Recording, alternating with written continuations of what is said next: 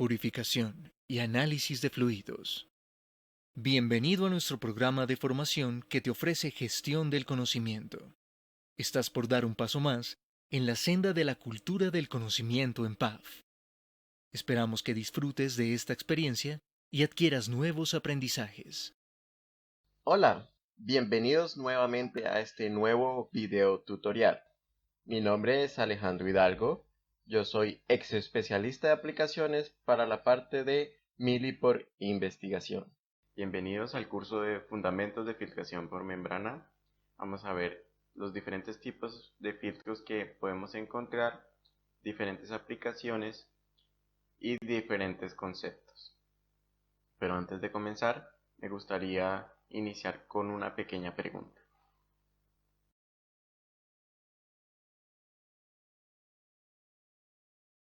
¿Qué es filtración por membrana?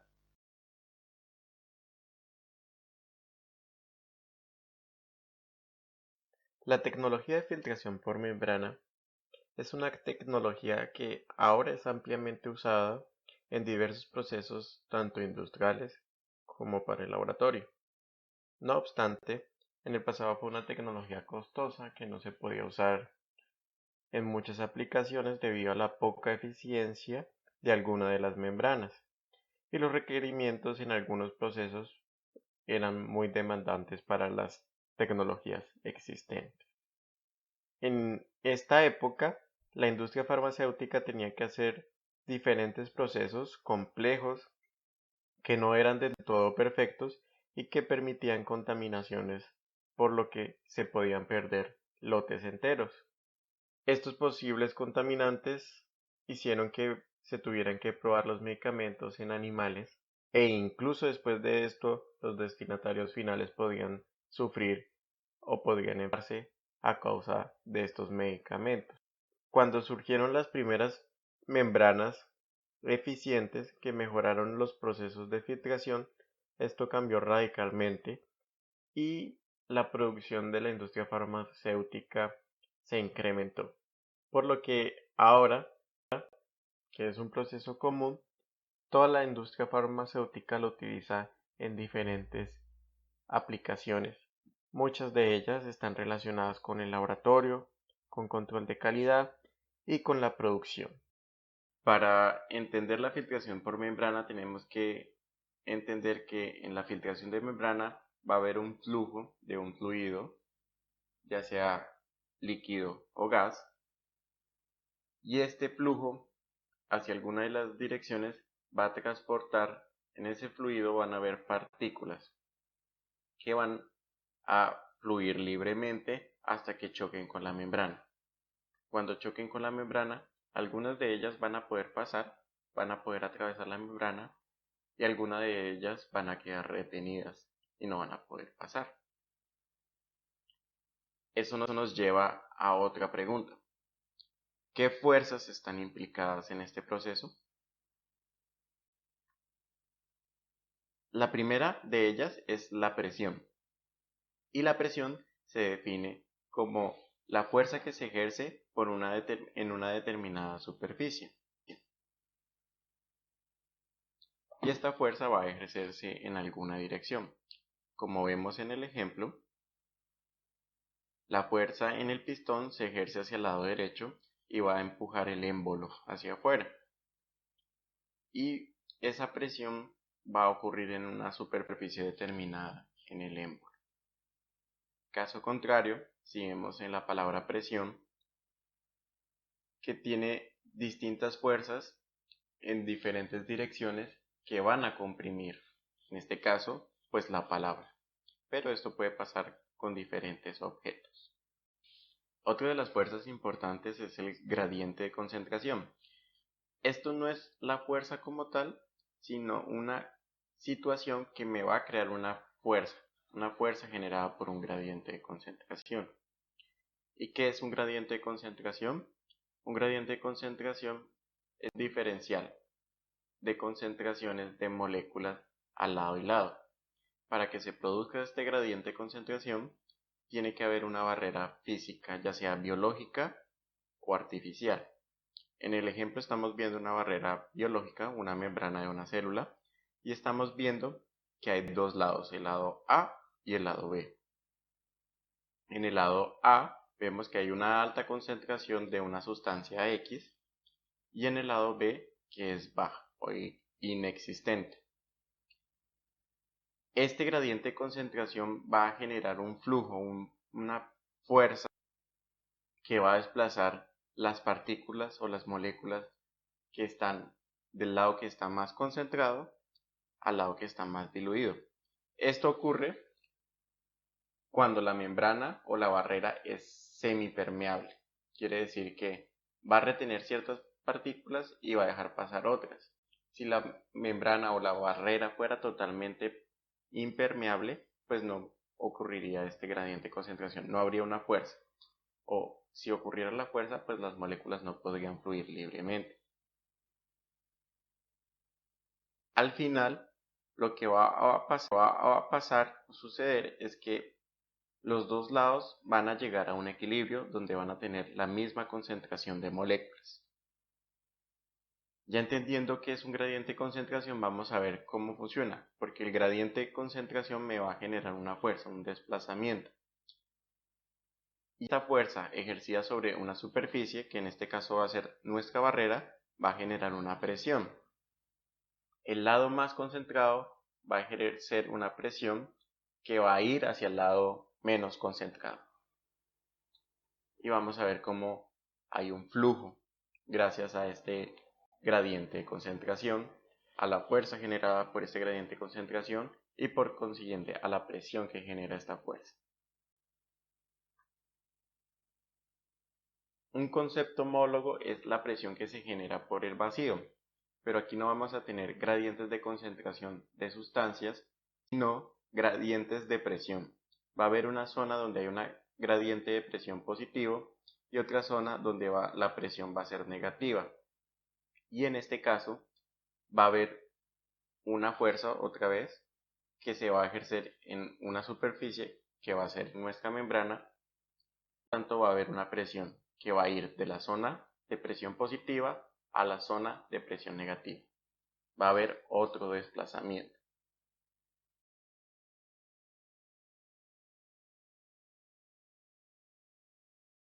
Lo que tiene que ver con respecto a la fuerza centrífuga es que a medida que voy girando, va a aumentar la fuerza centrífuga a una mayor velocidad, esta va a ser más fuerte y esta fuerza va a generar una presión, va a interactuar con una determinada superficie, en este caso superficie va a ser la membrana, y esta presión va a hacer que distintas partículas pasen a través de la membrana, algunas van a pasar más rápido que otras, algunas van a ser retenidas por la membrana. Y así es como funciona la filtración con presiones generadas a través de fuerzas centrífugas.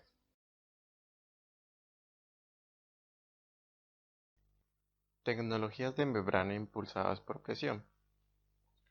Aquí tenemos un cuadro resumen de las diferentes técnicas de separación por membrana. Tenemos diferentes factores que me van a influir en la separación, como el tamaño, que ya lo vamos a ver más adelante, difusión, carga iónica, presión de vapor, solubilidad, actividad superficial y densidad. Como ya lo vimos anteriormente, pues la densidad nos va a ayudar en el caso de la centrifugación a separar distintas partículas, el tamaño también nos va a servir y pues la difusión en osmosis inversa. También vamos a ver qué podemos usar para las distintas moléculas, distintos tamaños y partículas gruesas. ¿Qué variables se deben tener en cuenta cuando estoy trabajando con filtración por membrana? Vamos a verlas. La primera de ellas es el caudal. El caudal es la relación que hay entre la velocidad con la que se desplaza un fluido y el diámetro del conducto por el que se desplaza. En este caso, vamos a ver que a mayor velocidad va a haber mayor cantidad del fluido que va a pasar por una determinada área que está relacionada con el diámetro del conducto por el que pasa el fluido. Vemos un caudal grande porque el diámetro es grande y a su vez el flujo es rápido. Otra de las variables que debemos tener en cuenta es la viscosidad. Y esto es importante porque la viscosidad va a hacer que un fluido se desplace más rápido o más lento. La viscosidad de un fluido es una medida de resistencia a las deformaciones graduales producidas por tensiones cortantes o tensiones de tracción. También lo entendemos como la resistencia que tiene ese fluido a moverse libremente. En el ejemplo vemos miel, que es una sustancia muy viscosa, tiene alta resistencia a deformaciones graduales y por lo tanto su flujo es más lento. Esto va a hacer que en el momento de filtrar una sustancia viscosa nos cause más dificultades al pasarlo a través de una membrana. Otra de las variables que debemos tener en cuenta es la temperatura. Esta variable está muy relacionada con la viscosidad. A mayores temperaturas voy a disminuir la viscosidad de un fluido y voy a hacer que sea más fácil de filtrar. A menores temperaturas la viscosidad del fluido va a aumentar y va a ser más difícil que pase a través de las membranas. Ya con una idea general de las fuerzas que están involucradas en un proceso de filtración y las variables que debemos tener en cuenta, vamos a ver qué tipos de filtros tenemos. La primera clasificación de la que vamos a hablar tiene que ver con los filtros hidrofílicos e hidrofóbicos. Esto quiere decir cuál es el tipo de interacción que tienen con la membrana. En el caso de los filtros hidrofílicos, son filtros que se humedecen fácilmente. Ejemplos de estos son de celulosa, policarbonato, polisulfona, nylon, PVDF modificado, entre otros. Estos filtros se caracterizan porque si no quedan muy bien humedecidos con el medio, disminuye la eficiencia. Y se usan particularmente para cuando yo quiero hacer filtraciones de soluciones acuosas o acuosas orgánicas. Si pasamos para el caso de los filtros hidrofóbicos, son filtros que repelen el agua. Ejemplos de estos son PDBF, PTFE o teflón, politetrafluoruro etileno, y otros ejemplos son polipropileno, polisulfona y policarbonato. ¿Para qué se usan estos filtros? Se usan cuando se necesita que el filtro permanezca seco, es decir, que reaccione lo menos posible el filtro y la sustancia que yo estoy filtrando. Algunas aplicaciones de esto son la filtración de solventes, ácidos bases, gases de proceso y procesos de fermentación.